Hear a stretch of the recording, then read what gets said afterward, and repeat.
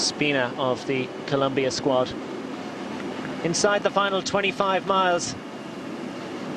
It's not going to happen for Gretchen Perazzi. That was perhaps just a bid for the mountain points. Still Gretsch ploughs on. At least he's able to pick out, I suppose, on a wet descent, and it's not particularly wet, it's not very wet, but the visibility is not what it might be. No, so visibility not good, and the wet street, you only need a little bit wet, and that's where it's most dangerous. If it's been raining for all day, a number of hours, well, then it's washed off a bit, but you get a little bit damp like this, and that's where it can be very, very dangerous. And it's nervous times here for a lot of the riders, because with the final downhill, and here we're still going down at a very fast rate. I think a lot of nervousness in the bunch here. Yeah, I suppose from Gretsch's point of view, the longer he can stay out front, even if he's just leading the bunch, at least he's picking his own line around the corners. And you see as they run through that left-hander, the leading 3-4 riders managed to open up a little bit of a gap. And it's getting nervous at the back. Visconti, there's confirmation. He's back in front in the mountains competition by just 1 point ahead of Willem Wouters. Stefano Perazzi leaps up to third and is now a contender. Boaru Aru and several others have scored points, but it's a scrap for Visconti and the rest at the moment. In the early stages of the mountains competition, that order is likely to change significantly as this race progresses. And look at how dark it is over the area around Vibo Valentia.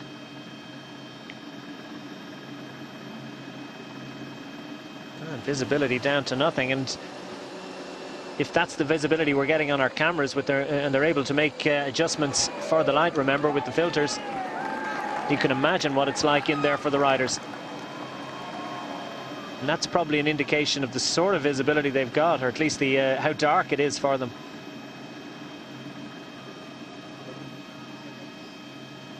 So the group is together. It's a Gruppo Compatto, with riders out the back attempting to chase back on in these treacherous conditions coming down off the descent of Vibo Valentia.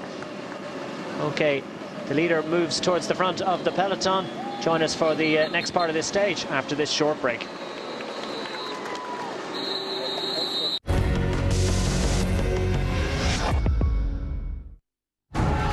Prenez vos places, s'il vous plaît.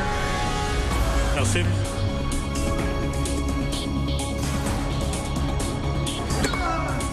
There's a sign of weakness in the other one, and oh, what a shot! Goodness only knows how she managed to do it in the end.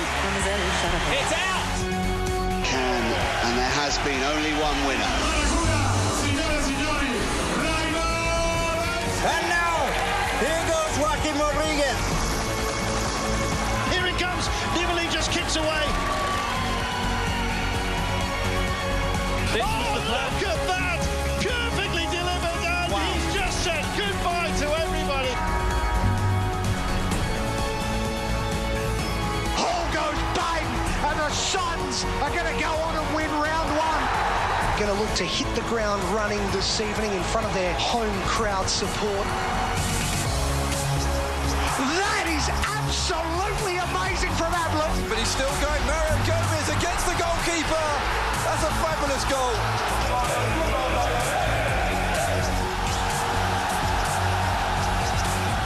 Oh yes! Oh, unbelievable! Arguably the goal of the game.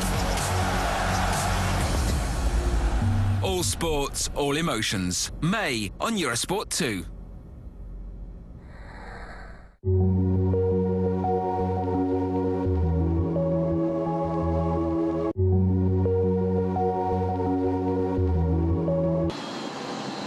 Welcome back. The bunch are chasing down off the top of Vibo Valentia, the third category ascent, and you've got a sight of Vincenzo Nibali, who's crashed on the descent. He took a bike from his teammate Valerio Agnoli, and this is Agnoli who's on the back of the car, back of the Astana car, but Nibali up ahead of him is chasing on Agnoli's bike, so this is a critical moment for one of the leading GC contenders.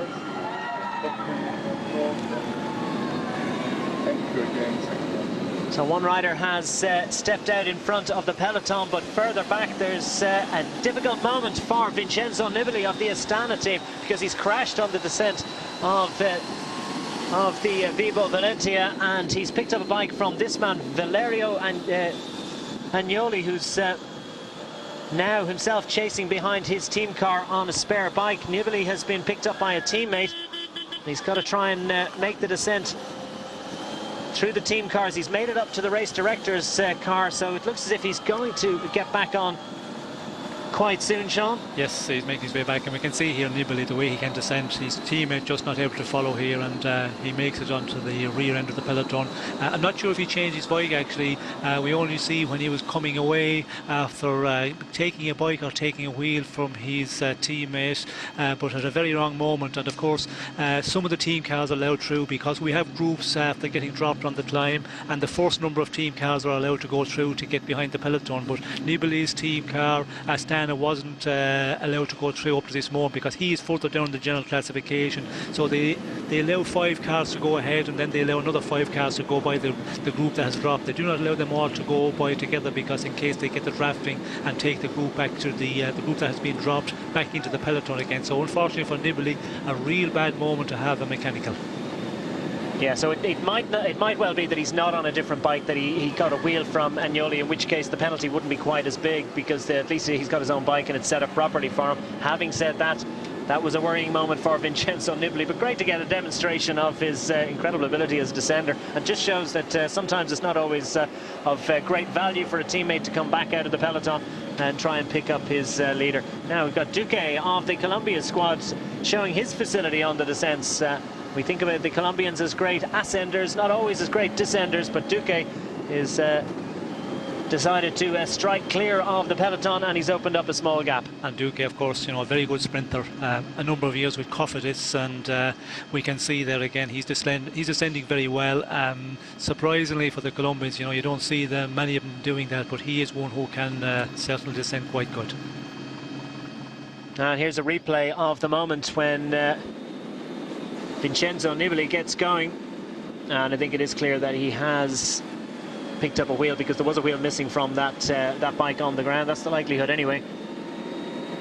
Yes, he has his own bike number 31, so just a wheel change. So just a wheel change for Vincenzo Nibali, and he's safely back in the peloton, but he's got to make his way back up towards the front. We see the race leader, the Maglia Rosa, Luca Paolini, in second position and staying as safe as possible, and just showing you how good he is at descending as well, giving us a demonstration for the second day in succession of his descending ability.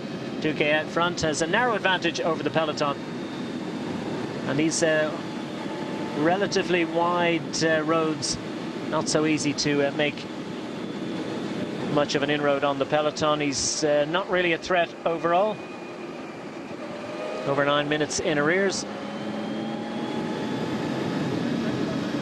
And Paolini staying to the fore. 30 kilometers left in the stage, so within the final 20 miles. And we've got one intermediate sprint left at Soriano Calabro. And then we've got the final ascent of Croce Ferrata.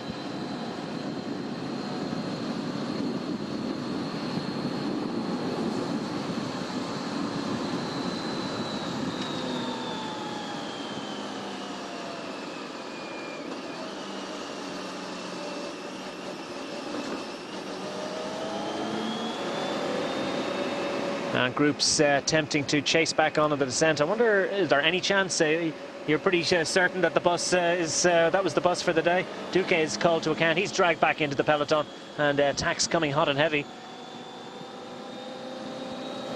No, I reckon the bus is full, and it's going to just come in at a casual pace. With the way the peloton has been pushing on, I'm quite sure that group with Mark Cavendish is not going to get back into the main peloton again. Argos-Shimano on the attack once more. They're certainly very animated. That's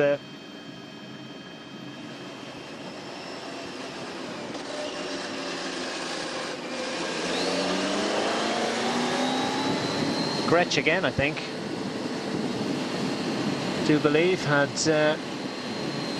Agnoli has managed to make it back.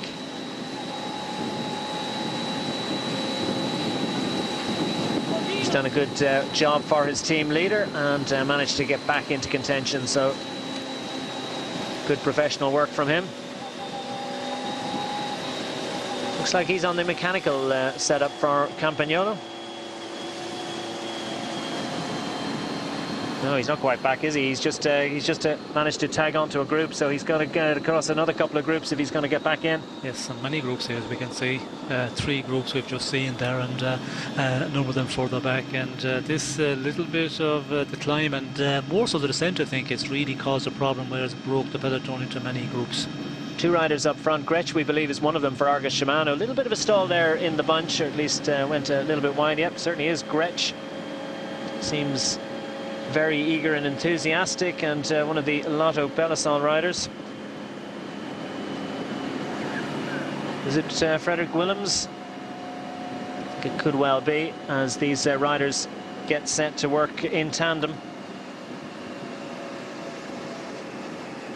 Willems, the Belgian rider, Gretsch, the German with Argos-Shimano. And they'll look to establish a decent advantage before the final hill. 12.7 kilometers the final climb up to the summit of Croce Ferrata, which comes within sight of the finish. Riders working their way back in, including Nathan Haas of Garmin Sharp. Martinez of Androni is there. And his teammate Ermetti picks up a gel. Calling the holes up front for the Sky team is Zandio. Sky in line astern, and you see the 4th rider in line on the right hand side of the peloton in the Sky, the black and blue outfit, is Bradley Wiggins. And a little bit of frustration for Agnoli, because this group isn't going as hard as he'd like it to, and Nasser Bohani, the sprinter from Française de Jeux, is involved. Agnoli feels the responsibility of having to get in there. Steve Cummings is towards the front of this group. I think that's could well be, is it David Miller, who had his mechanical issues, and he's pretty good man. I'd say Agnoli would be very relieved to see the likes of David Miller and Steve Cummings on the front of this group, dragging them back towards the peloton. Jack Bobridge in there too, so that's 3 big engines. Mechanical for Consolet. There are 2 riders on the team stopping, so it must be one of their men that they're hoping to do something in the stage or the general classification, because one of the teammates seemed to be just giving over his wheel.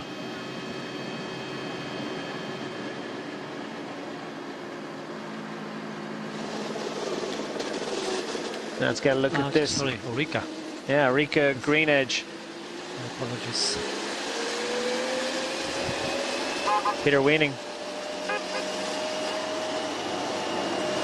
Peter Weening has been pretty busy so far in Giro d'Italia, and nice little group coming across there. Was that the Miller group that might just be able to drag him back? And as the road starts to rise a little bit, Bardiani, Valvoli go to the front to try and set the tempo, and they're going at a decent rate. So they're not going to make it easier for too easy for these riders to get back into contention. No, and I think for Bardiani, Valvoli, it's all for Perazzi here to keep the pace high, and for the GP classement. Well, that's the scene at the stage finish in Serra San Bruno, as we see problems aplenty out on the course. Movistar, well, the Movistar team, Herrada, needs to get a wheel. Wheel coming off the rack, because they've been. That's Alex Dowsett, actually. Yeah, I thought it was Herrada. Give him a push, for God's sake. Yeah. Alex Dowsett, the reigning British time trial champion, and a rider in his first Grand Tour.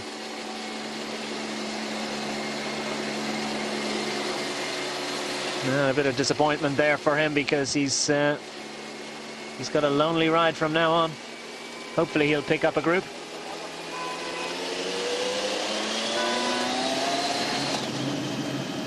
Meanwhile, up front, these 2 riders tapping out a good rhythm, and now their advantage has extended to almost half a minute.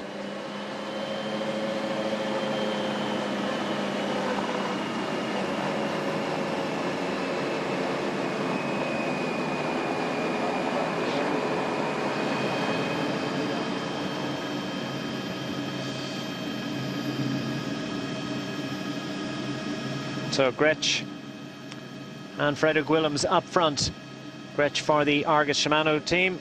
Frederick Willems for Lotto-Belisol have established an advantage of just half a minute, with Bardiani Valvoli setting the tempo on the front of the peloton. We'll pick up the rest of this stage after this.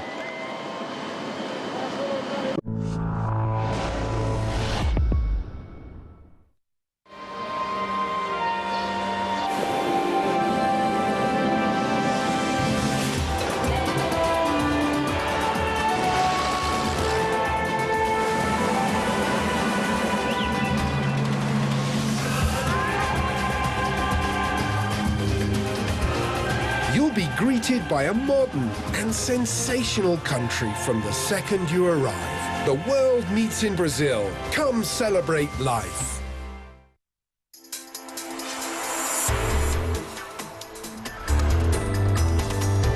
Festina, official timekeeper, Tour de France.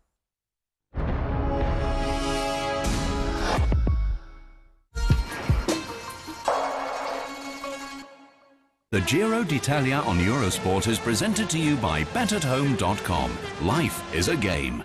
Welcome back inside the final 25 kilometres of the fourth stage of Giro d'Italia. The riders making their way towards Serra San Bruno. Two riders out front have forged clear of the peloton and holding an advantage of what's hovering around about the 30-second mark. Although the peloton look like they're getting organised and trying to chase down these two riders up front. Patrick Gretsch of the Argos-Shimano team, Frederick Willems of the Lotto-Belisol squad, as they hit the lower slopes of Croce Ferrata, the Iron Cross, 907 metres high, so it's not the highest hill by any means that we're going to hit in this year's Giro d'Italia, but for all that, it's definitely going to be a stinger and a big tester for the riders. 12.7 kilometres as the bunch works their way back up to these riders, so it's a relatively brief sojourn out front for these two riders, but good to see hard, aggressive riding in the Giro d'Italia.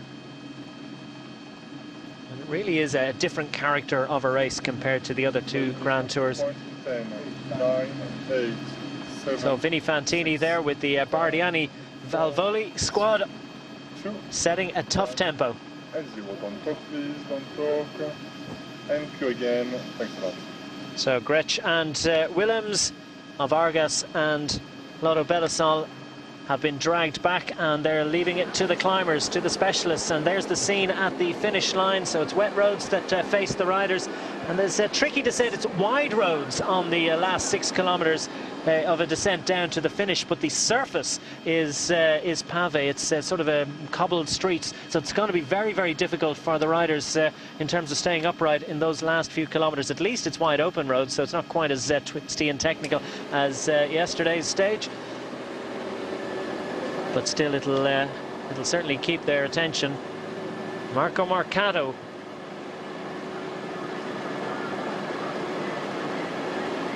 forges clear, and there's a Bardiani rider is trying to chase up to him. Very difficult to make him out in the gloom. Is it Gatto? Pirazzi. Pirazzi of Bardiani. I think he's interested in the mountain classification, so he knows that there's possibly an opportunity to mark up some points in the GPM classement. Look at this, great ride by Valerio Agnoli. He's chasing across through the groups. He's hit the lower slopes now, so he's left the specialist time trial riders, the likes of David Miller and Steve Cummings behind. Leaped across to another group, and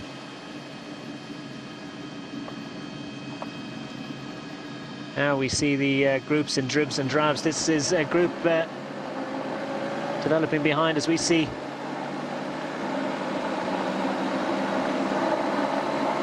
it is Stefano Pirazzi and Marcato of Vacansoleil pushing ahead. Let's hear from Jean-Paul Van Poppel.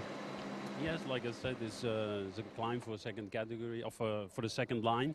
But on the other hand, if you come there with the bunch, we saw in the last Grand Tours that also GC riders try to take a few seconds. But if you see from the top to the finish is still a long way. and they might come back. So I don't think. I think for sure there's riders for the second line, and it's an excellent day for the breakaway. It's almost 250 kilometers, so it's a long day. I don't think there's teams who wants to control for that long, and so it might be a day for us as well, because this is kind of stage where we're looking for. Well, Jean-Paul Van Poppel will be absolutely delighted with the performance of his Vacances rider, Marcato, who's forging out in front and at least trying to get involved in it. Well, I think he was hoping to get the breakaway, and of course they did get in with who was the man from Pim Linkart. He was up there. I think they would be preferring, the way Poppel was talking there, he was hoping for a breakaway to go all the way, but it hasn't happened that way. It's Katusha who's controlled the situation, and when you talk about the descent, you know, it's a long ways from the finish. I'm not sure if it's that long, like 6.7 kilometres. I know it's not really a downhill, but still, if you get a rider who is quite strong, or a number of riders who get an advantage, and it all does depend on which riders get into a move as we get to the top of this summit, because if it's some of the favourites, well then the other favourites will react. But if it's a rider who is not really dangerous in the general classification, we could see maybe some small group actually pulling away and going on to the finish. A little group developing out front. Marcato is still there for Vacances. So too is Perazzi of Bardiani. He's a Colombian rider in there. And Vinny Fantini also represented, as indeed our AG Tour. This group trying to work as well as they possibly can. These hills going up in a series of ramps, so there's little sections where it's for the specialist climbers and little sections where perhaps they don't carry the same advantage.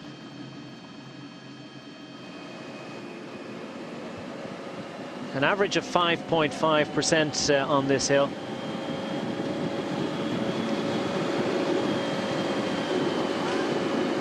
As they hit the final 20 kilometers.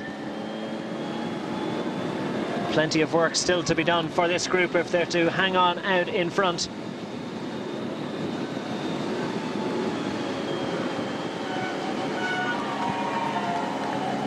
Marcato goes to the front as they hit a little downhill section. Causes difficulty for his breakaway companions as they set a big pace, and meanwhile back in the peloton it's Luca Paolini in second position in the Maglia Rosa, and he's got a teammate up front for Katusha setting the tempo.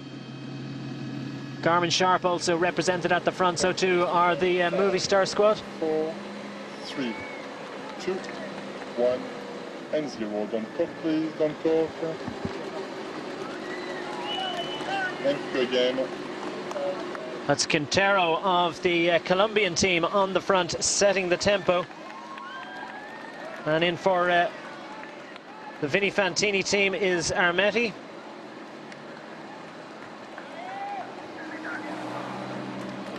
As Perazzi goes to the front, and Marcato has a little look behind, looks very, very confident and controlled, not showing too much pain on his face. And Sylvain Georges is also there for AG Tour Le Mondial.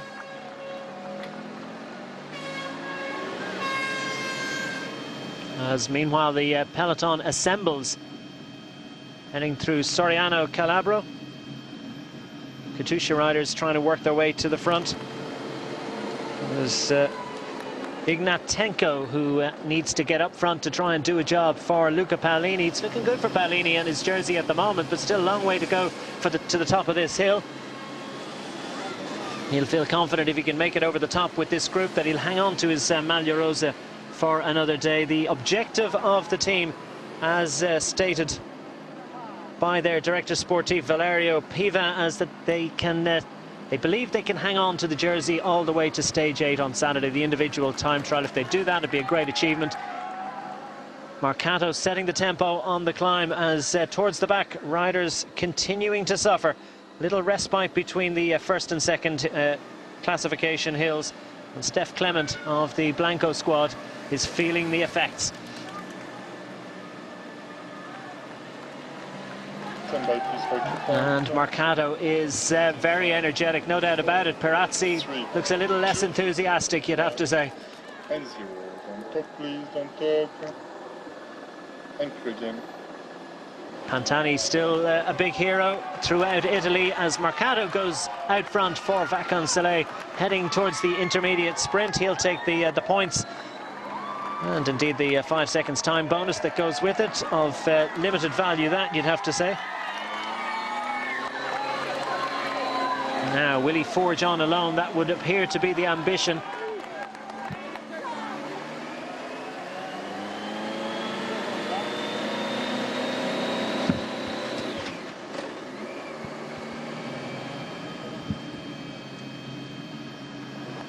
Hermetti it is that's attempting to get back on terms.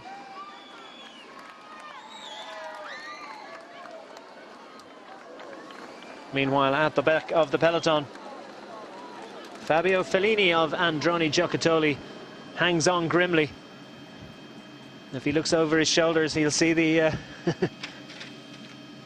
he'll see the Commissar's cars and realise just how vulnerable he is. No doubt he can hear the engines and we'll be getting that sinking feeling. Inside 18 kilometres to go, 20 seconds now the advantage, so it's a handy little advantage if they and the tempo being set by Katusha riders is all about controlling this gap, but as much as anything setting a tempo that Luca Paolini is comfortable with, and which well, at least they hope will discourage other riders from attacking. Yes, well, that is a tactic, of course. Paolini, a good climber, but certainly he doesn't like the explosive attacks, and his teammates are just continue on to put in a good fast pace here, and that will calm everybody, because when you do that, well, then other riders are not prepared to go on the attack, and with the 5 riders out in front here, they're working well together, pulling out a nice advantage, but still, you know, a long ways to the top of this one, because 17 kilometres, 17.5 kilometres to finish, and the final climb of the day, there's just around 7 kilometres, so still a good 10 kilometres to go. It's not all the time going uphill, there's a little bit of easier sections in it, but still a long way to this final summit. Problems for the Movistar squad. Ventoso. Yeah, Ventoso in his national champions jersey picks up a wheel from a teammate. And gets going again as we get a little replay, and his teammate will wait patiently as we get a nice sight of excellent smooth teamwork with Lastras doing a good team job. Is this Sylvain George struggling, or has he moved out ahead? Looks like he's moved ahead of the other 3 riders, Perazzi, Quintero and Rabatini of Vinny Fantini are in there. Sylvain George has moved to try and get back on terms with Mercado. Mercado of Vacansoleil out front. George of AG2R chasing at just a few seconds remove.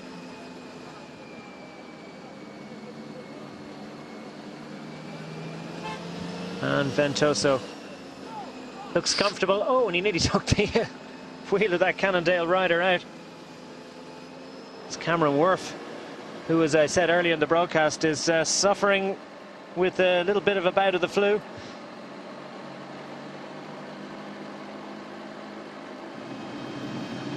And not a good time for Ventoso to have a mechanical problem, the flat, because he's a rider who can get over this climb. If it is very aggressive in the final kilometres of the summit, he can, as a sprinter, he can get over quite well, so not a good time for him to have the mechanical problem.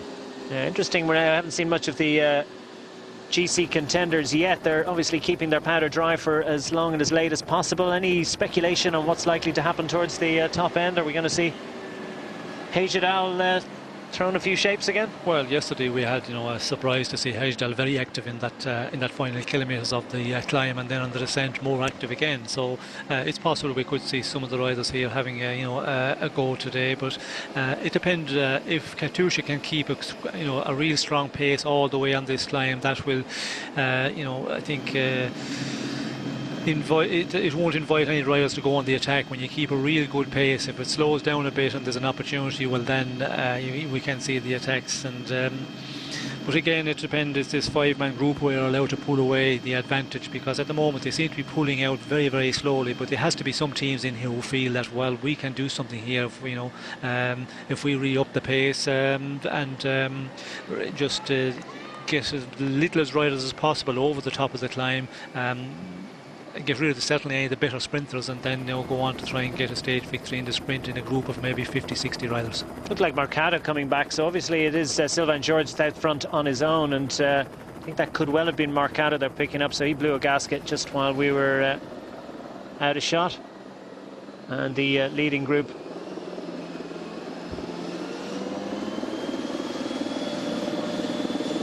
Kaiser at the back of this group, as the peloton is whittled down one by one. Riders are jettisoned out the back. Up front, Sylvain Georges pushes on, 51 seconds from the leader to the group behind.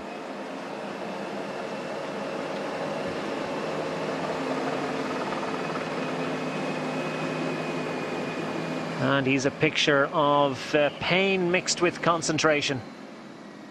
Goes to the radio for a little bit of help and encouragement. Vicente Renes doesn't like the hills. No, he certainly doesn't like them today. And that gap is going out very quickly indeed, so impressive work by Sylvain Georges up front. Yes, he's climbing very well. We can see that he's really digging in, putting in a big effort, suffering a lot, but he's working well at it and putting the advantage out, as we can see now, 1:17 at the moment.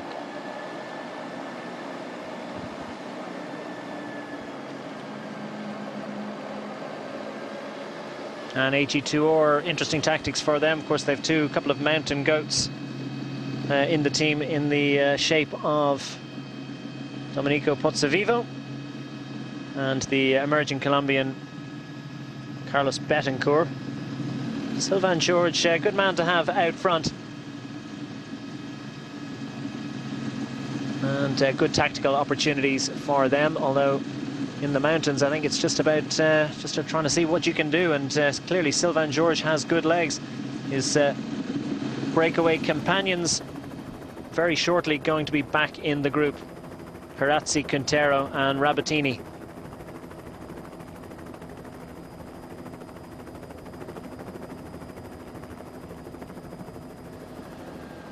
Perazzi of the Bardiani squad in the green kit, as we see Danilo Wiss.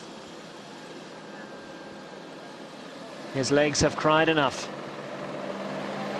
George, though, still looks like he's full of fight and goes for the radio again. He's presumably looking for time checks and looking for the encouragement of it. Yes, or possibly, can I stop? No, you can't. I think it's probably the answer there. Well, thumbs up from Vinotti of the Astana. He's done his work. 43 seconds, so it's that gap is being pared down, and probably the gap is changing as this climb goes up in little ramps, a series of ramps, little flat sections followed by little steep sections. Bradley Wiggins in the group. First time we've seen him up close today, and looks very comfortable indeed, you'd have to say. Able to close his mouth for a few moments. He's not huffing and puffing too much, so this is clearly not taking too much out of him, as these three riders try to hang on for as long as possible. Perazzi of Bardiani, Rabatini in the distinctive yellow Vini Fantini kit, and Quintero in the dark Colombian kit. And Sky have taken it up, so now for Paolini, his heart will be pounding a little more, because he now realizes that it's the general classification contenders that are going to set the tempo, and he's just got to try and hang on as long as he possibly can to see, can he hang on to his Maglia Rosa for another day. Daniel Hunter throwing faces there in the cars. Of course, another one that does not like the climbs. No, he's a galloper. Sprint specialist. Yes, yes, and now at 39 years of age, still showing impressive motivation to take on another Grand Tour. Danilo De Luca sitting in 4th place for Vinny Fantini, obviously in good form, although he looks as if he's really thrashing around on the pedals. It's not coming as easy to him. Nice tempo being set by the guys up front. Siutsu, as we might have expected. Konstantin.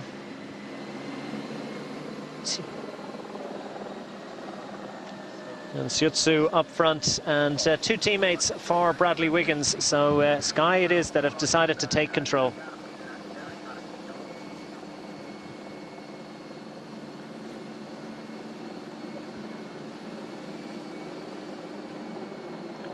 Fellini of Androni Giocattoli moves in front of Longo Borghini of the Cannondale team, and just about manages to hang on for a little while longer as Siutsu sets the pace out front.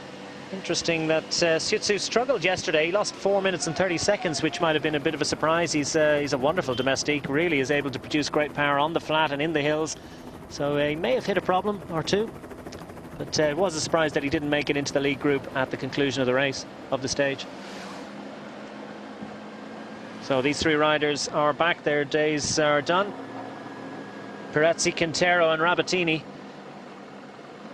can take a drink and make way for the Sky Machine. And 4 riders indeed it is, as Hainau in 2nd place. Many people's tip for the top in years to come. And legs exploding all over the peloton. Some riders trying to at least hang on for as long as they can. Kobo. Yeah, Kobo's had he's had a bad time so far, really. He's been involved in that little crash before the team time trial, and got dropped by his team in the team time trial, then lost a couple of minutes yesterday. So it has not really been a great Giro d'Italia so far for the team leader of the Movistar team. No, and since his Vuelta victory almost 2 years ago, he hasn't really, produced anything since that. Very impressive in that Vuelta which he won, but since that he really haven't produced any sort of performance in that way. Rigoberto Urán is in there for Bradley Wiggins as well, so he's got his 3 top mountain domestiques are setting the tempo, and they're causing carnage behind. The Androni Giocattoli team is very few of them left in there at this point. Cadel Evans concentrating hard, but looks reasonably comfortable, in as much as anyone could possibly conceivably be comfortable on this climb of Croce Ferrata. Scarponi is in there as well, and right to the fore of this group. Siutsu sits steady on a bike and lets the pedals do all the work. All of his energy goes into the pedals. Fellini still at the back of the group and having to close gaps, and this could well be... Oh no, he manages to drag himself back over the top, and every time another rider cracks, he has to go around him. So sitting at the back is really not where he wants to be, but he's obviously in a world of hurt, and it's all he can do to just close gaps as it happens. Bruno Pires of Team Saxo-Tinkoff at the back as well. Sylvain George goes to the radio again. What's the word? What's the update? Well, you're still out front. You've got 38 seconds, and you're doing a great job.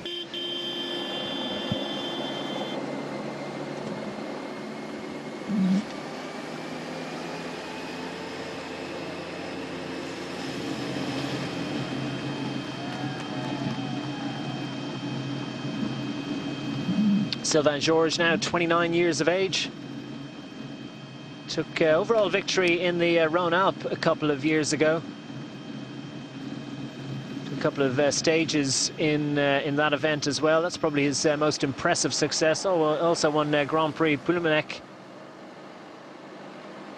and indeed won a stage of the Tour of California last year. How can we forget? Of course, wasn't it? It was a big win for the AG Tour at that time. They hadn't won a race all the way up till May, and managed to get victory in the Tour of California. I remember he was out front for a long time, and he just about hung on. It wasn't certain he was going to make it, and the relief and ecstasy were in equal measure at the conclusion of that at that stage.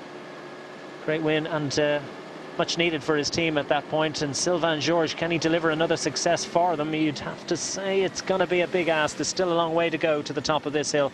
Now at 31 seconds, and Siutsu looks very comfortable indeed. He's able to take his glasses off and put them in his pocket. So to Bradley Wiggins, concentrating hard. And the flash photography, I think that just tells you all you need to know about how overcast it is. Flash photography really lighting up Sylvain Georges' face. And we can see the weather conditions, you know, the road getting very wet once again. Luckily for the riders, it's uphill all the way really. There's no great downhill today, so they will be happy with that, because as we see yesterday, when you have a downhill in the very final, well, it becomes very dangerous, very technical, and some riders really want to push on. So they will be happy today that it's an uphill mountain top finish.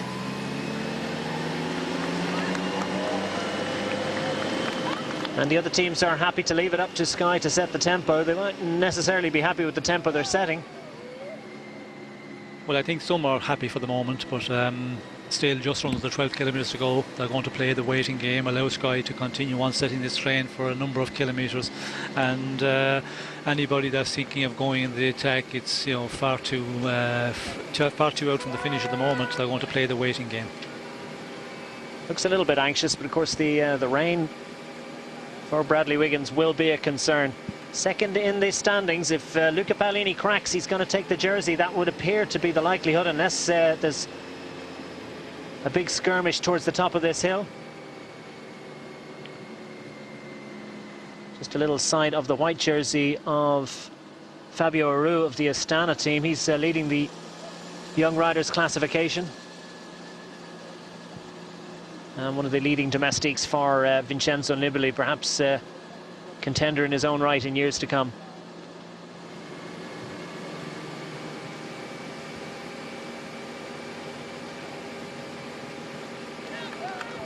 Now the gap is inside half a minute, and Sylvain Georges' time out front is surely coming to an end.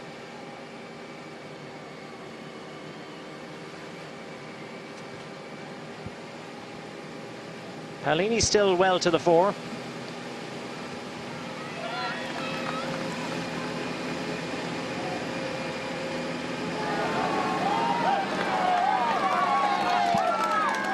Question in on Twitter at DQ Sport: are deals agreements by pro teams more likely to be made with wildcard teams or pro teams? Well, do they make deals at all, John?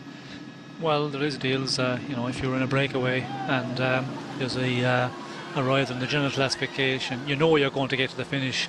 Sometimes, like the peloton, they allow the breakaway to just ride away and take you know, a big number of minutes, and the best man in the general classification, and he's going to take the race leadership. So sometimes, like some of the riders, then if you get into a final with two riders, it's a perfect situation where the one who has taken overall leadership of the race, he allows the other rider to have a stage victory, and they both contribute 100%, and into the final they really work well together in that way. Sylvain Georges still out front, 23 seconds to the good as the road opens up a little bit closer to the top.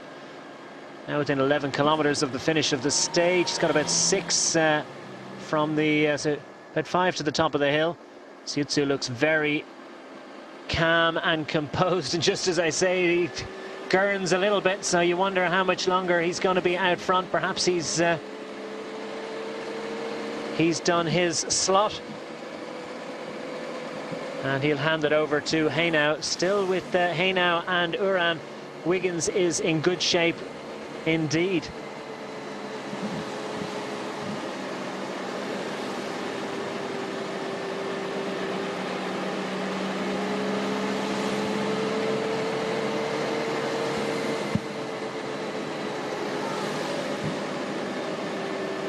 And you would, these roads, this wet road is going to make a difference to how it's played on the descent. Somebody is going to try. Will the leading contenders, do you think? Well, Vincenzo Nibali, we've seen him. He is one of those daring riders who's willing to take a chance on a wet road. Although I seem to remember him coming to grief a few years ago in Tour of Lombardy on wet roads. His demon descending was expected to carry him to potential success, but instead, of course, he just pushed a little bit too hard on the descent, and that's always the danger. But clearly never lacking for commitment, as we see a little bit of commitment being shown by Danilo De Luca. The killer has decided to head out front of the group. The SkyTrain will just watch and observe and continue to use the power that they feel is necessary to get to the top of the hill with maximum efficiency. But De Luca has managed to separate himself from the peloton, and this is an interesting development. One of the Colombian riders has decided that it's an interesting move and he wants to get involved as well. So Sylvain Georges could well have some company very soon, and as we get the shot from the front, indeed Danilo De Luca is coming up very quickly, and Sylvain Georges has got the word. He looks over his shoulder and he'll try and take a little bit of a breather and get onto the wheel of Danilo De Luca as quickly as possible. So 3 riders up front. One of the Colombian team also manages to tag on to this.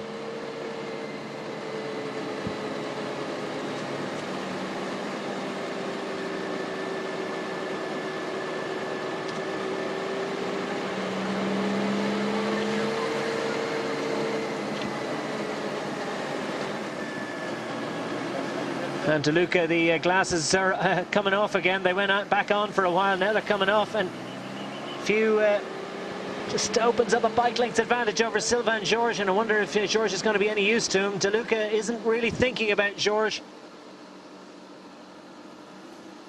Ventoso has managed to tag himself onto the back of a group. Is this the lead group? Well, I'd be very impressed if it is, and it looks as if it is.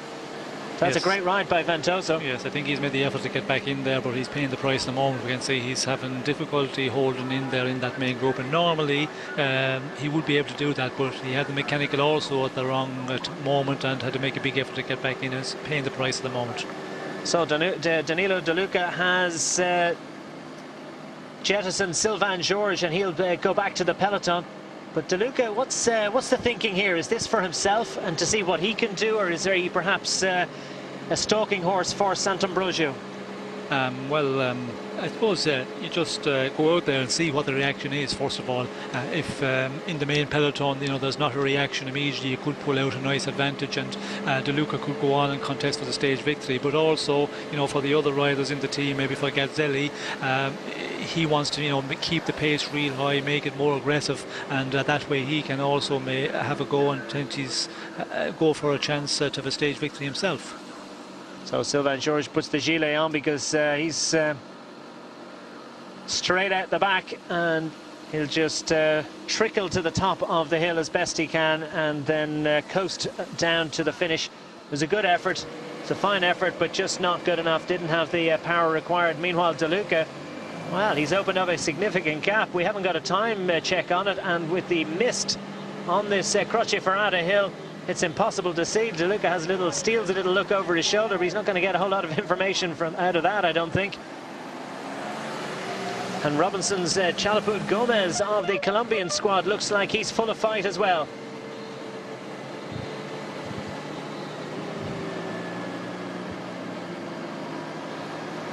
Robinson Eduardo Chalapud flicks the elbow, does a turn and flicks the elbow, and De Luca with a much faster, much higher cadence, a lower gear, very efficient climbing style, busy, compact style from De Luca.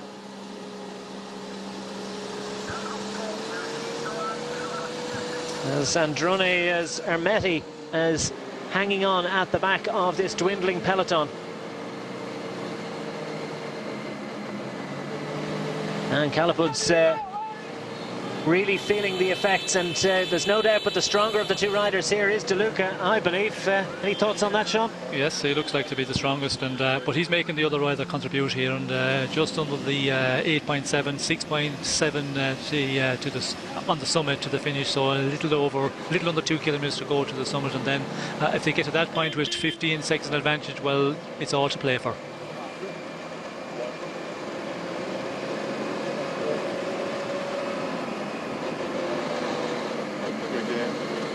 Danilo De Luca out front with Chalapud Gomez, Robinson Chalapud Gomez of the Colombian team. A wild card choice, and they're certainly getting involved in the action and in with a great chance of getting involved with stage success. Remember, the last kilometre of this hill is probably the toughest, so there's still plenty of racing to do before they get over the top of Croce Ferrata. But Danilo De Luca has set his stall out and has opened a significant gap, waiting to get the time check.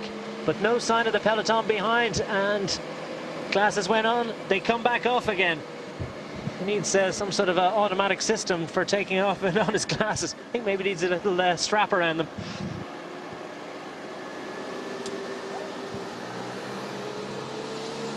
And there's Siutsu has done his job. Siutsu is out of it. It'll be left up to Einau up front and Uran to pace Bradley Wiggins to the top. Meanwhile, Steve Morabito of the BMC squad is also in trouble. And it's not happening. It's interestingly enough, it looks like a Bardiani rider on the front of the peloton. So whether that's they're trying to slow down the chase of the Sky team. That's what you have to assume. They've gone to the front and just soft pedaled a little bit and trying to interrupt the chase a little bit. It's hard to imagine that Bardiani are chasing their own man. Well, Vinny Fantini is, of course, the team of Vinny DeLuca. Fantini, sorry, yes. excuse me, yes. The colours, of course, you can get a bit mixed up, but Bardiani, of course, yes, for Pirazzi, I think he is maybe trying for the mountain classification again if he's still there, but other than that, I don't see why the reason they are chasing at the moment at this point, because we still have quite a number of kilometres to go, over 7 kilometres, but with the mountain classification coming up, it looks like that's the reason that Bardiani are chasing. Okay, so likely to be Pirazzi on the front of the group, as it's Calaput Gomez that takes the points at the top of the Croce Ferrata, and they're now heading down the descent. Well, it's a descent stroke flat road, but it's complicated enough for these riders. Danilo De Luca takes second over the top of the hill. Let's see who of the group, well, we didn't get a sight of the bunch going through, so no idea who got that, and whether who exactly is going to be in the lead of the Mountains jersey after today's competition, but it's of little relevance or interest at the moment to Jackson Rodriguez of the Androni Giocattoli squad, because he's struggling manfully to hang on. He's managed to make it over the top of this descent. Now, what can Danilo De Luca do about holding off this chasing peloton? The gap didn't look to be more than about sort of 15 seconds or so. And of course, De Luca, he's a very good ascender, and we could see there he was just going to, take the front, and he just touched his breakaway companion there and goes to the front, and we can see him pushing on, taking 5-6 bike lengths already, and this is on the straight section. But if it gets a bit more technical, which it is a little bit more, but still it's quite a big road here, and we can see the bunch in the background there. Is that a motorbike? No, it's the bunch, so there's only 8-10 seconds maximum. But De Luca's jumped Chalaput. He's managed to open up several bike lengths advantage. He's able to put down quite a bit extra power. Well, it looks as if Chalaput's managed to make his way back up to them, so that's of little. And they really don't need to be scrapping like that. They've hit a flat section of road, and this is where it's going to be particularly difficult for De Luca to hang on. But the group is lined out behind, and they're really racing here to get back on terms. As we get confirmation of the mountains classification, it was Visconti that took the points from the group in third place over the top of the hill. So Visconti, I believe, is likely to go back into the lead of the mountains competition and wear that blue jersey tomorrow. But we will get full confirmation of that at the conclusion of this stage. Meanwhile, out front, it's all about De Luca and Chalaput as they hit the 5 kilometre to go banner. Steals a little look over his shoulder. You're not going to get much information looking that side. And indeed, it's still worth fighting for. About 10 seconds or so.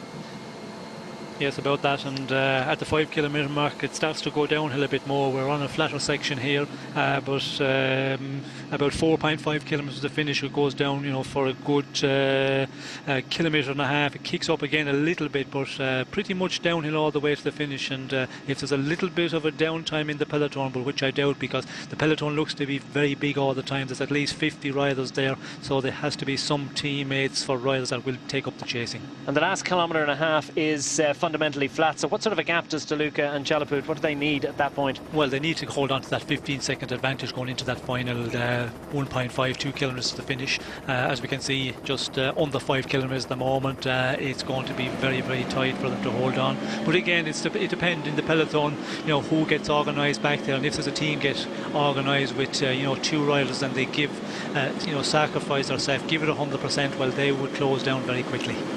Hard to tell there, maybe about 10 seconds advantage with 4.4 kilometers remaining. Danilo De Luca, the man they call the killer, a controversial figure in cycling, certainly a colourful figure, and he's animated the Giro d'Italia in many ways over the years, and striking out for victory on stage 4 of this year's race. 9 seconds is the official gap.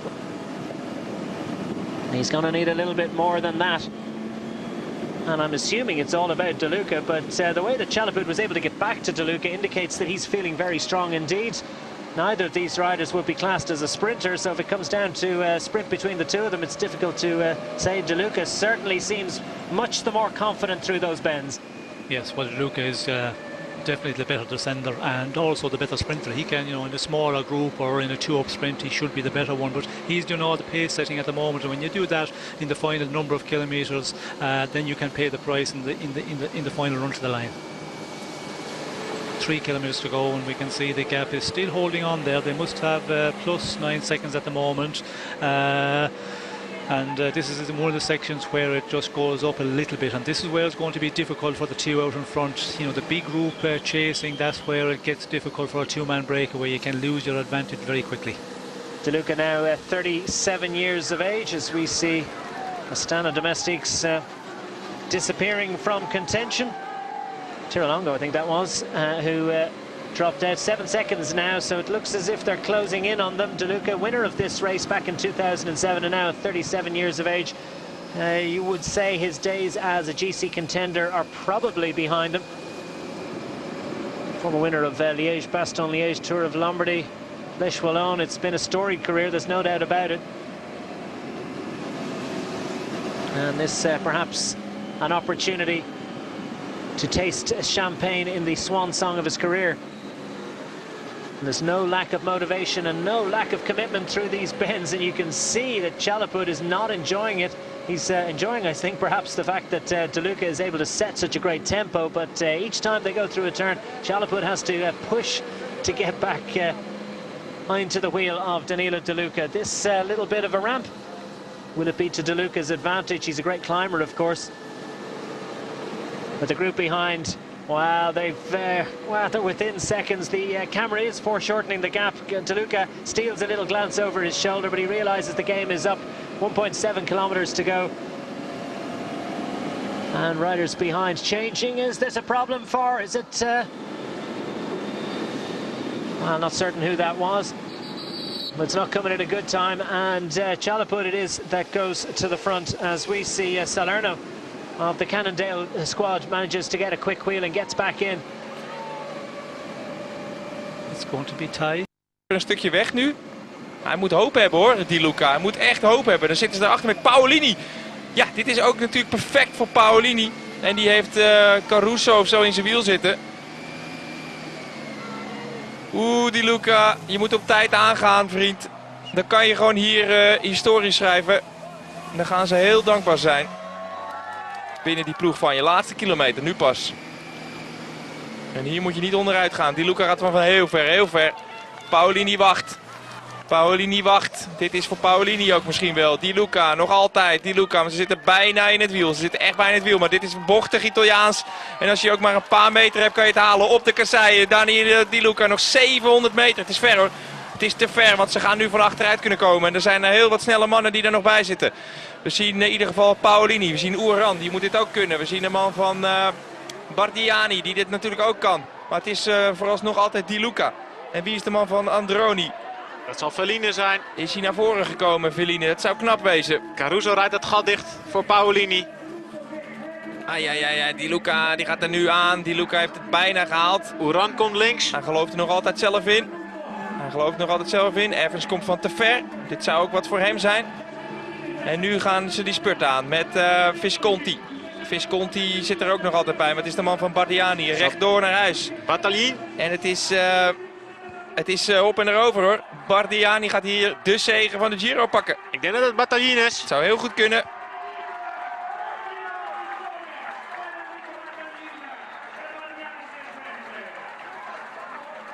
Prachtige zege. Ongelooflijk vage aankomst.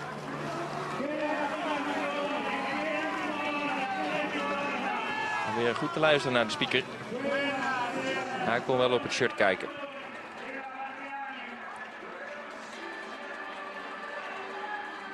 Stond er bijna stil hè, op het laatst. Ontzettend lastig sprint. Zittend gewoon hè, zittend. Ja. Licht bergop over die rare steentjes. Staan in je achterwiel glipt weg.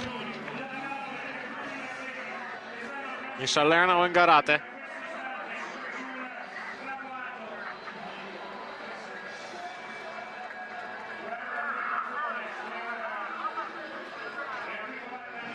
Ja, Bataillin. Bataillin wint. Het grote talent. De man met de historische achternaam. Historie in het wielrennen. Nou, hij is de enige die durft te staan op die weg en die het ook nog kan. Kijk waar Evers nog vandaan komt. Bataillin. Dat werd ook afgetekend hè. Zet te zien voor... Zo, die Visconti in ieder geval nog. Giro geslaagd voor Bardiani. Ja, in 1 keer. Kunnen morgen met z'n allen afstappen. Overwinning is binnen. Beter wordt het niet. 23 jaar nog maar. Gold altijd als een supergroot talent.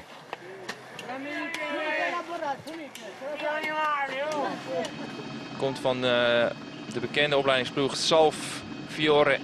Hier Bataillin voor Feline. Die knap helemaal van achter naar voren reed. Hè. Visconti, Uran, Genasson, Evans. In Sausti, ook weer bij de pinken. Hesjedaal, Kieselowski en Paulini. Dus Paulini blijft wederom leider. Goed voor Sky. Maar heel goed voor deze Enrico Bataillin. Dik, vet, overvet. De man uit Marostica. Marostica. En hij is al een winnaar vanaf de junioren. Vorig jaar dus voor het eerste Giro. Voor het eerst prof. Fulltime. Niet zo heel veel gepresteerd wat wel deden in de grote prijs Lugano. Dat is een lastige wedstrijd. Maar hij lost nu al veel sneller zijn belofte in dan iedereen had verwacht. De veelwinnaar van de belofte. Geesink verliest geen tijd. Eindigt rond plek 20. Hesjedaal, iedereen zit er.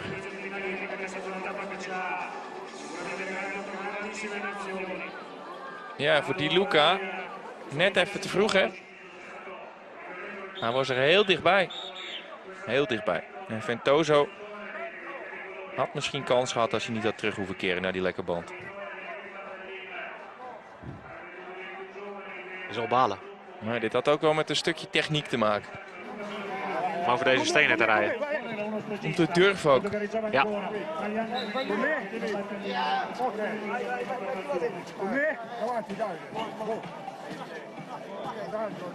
Paulini ontbrak dus wel echt aan de benen. Die zat in ideale positie in feite. Ja, ook die regen die kan natuurlijk opeens ervoor zorgen dat je je blokkeert. Verandering van weersomstandigheden. Feline vind ik knap. Vind ik echt heel knap. Yeah, here with ja, Luca karakter mee hè. Cover his pink jersey up. Over de klim. Like a long hard day, but how was it in pink for you? Sì, è stata una giornata lunga, faticosa e l'obiettivo di la maglia è arrivato, quindi siamo contenti così noi della Katusha. Ja, fantastisch dat ik aankom en dat ik wederom het roze kan dragen. Goed voor Katusha, goed voor de ploeg. Goed gewerkt. Hij is niet lang van stof, Pauli. Dit is het algemeen klassement. Wacht eens even. Wiggins heeft dus tijd verloren. Wiggins heeft dus tijd verloren. Dat zou wel heel opvallend zijn. Was missing from that group, so that's interesting. He slipped down to 6th position. We didn't get sight of that. But yes, well, a lot of groups there. I was just seeing that as we came in there. There was a little splits in the group, so I think quite a big number of groups got time gaps there. Disappointment for Wiggins, but Paulini still in pink.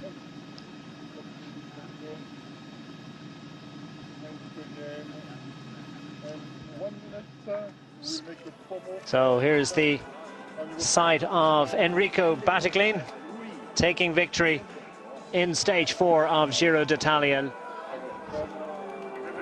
And don't forget, you can see highlights at 9:25 on Eurosport, and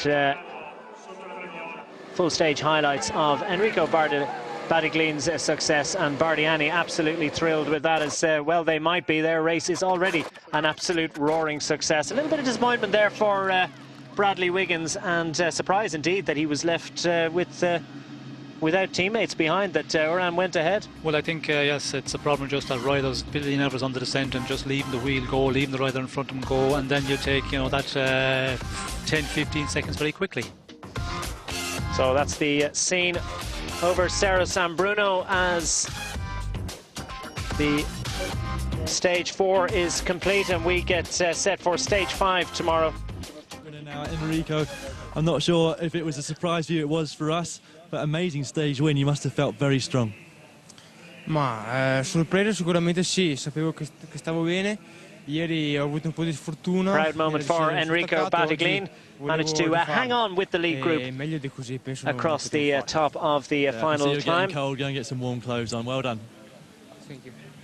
And he seems absolutely shell-shocked, bemused, but no doubt delighted too. For Enrico Badiglin, who's taken victory in stage 4 of Giro d'Italia, as the riders still work their way in. We get set for stage 5. Cadenza to Matera, 199 kilometers tomorrow. It's flat, but with a couple of little stings in the tail.